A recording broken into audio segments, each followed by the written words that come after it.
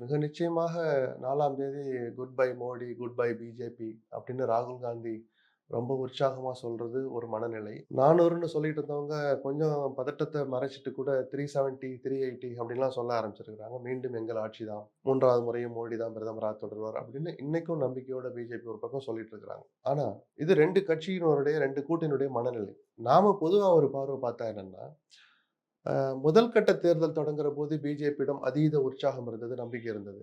அதுக்கு நேர்மாறா இந்தியா கூட்டணி தலைவர்ட்ட நம்மால ஜெயிக்க முடியுமா? அப்படிங்கிற ஏதோ ஒரு ஒரு அவநம்பிக்கை அல்லது போதுமான நம்பிக்கை இல்லாத ஒரு மனநிலை இருந்துச்சு. ஆனா ஒரு கட்டம் தாண்ட தாண்ட இந்தி பேசுகிற மாநிலங்கள்னு சொல்லப்படுகிற யூபி, பீகார், மத்திய பிரதேசத்துல கூட ராகுல் காந்திக்கு, பிரியங்காவுக்கு, அகிலேஷுக்கு, தேஜஸ்வி யாதவுக்கு கூடுகிற அந்த கூட்டத்த பார்த்த பிறகு, அது என்னான்னே புரியாதவங்க கூட இங்கேருந்து அந்த விஷுவல பார்க்குறோம்ல, அப்ப ஏதோ ஒண்ணு நடக்குதோ அப்படின்னு. ஒரு மக்கள் மத்தியில ஒரு மனமாற்றம்.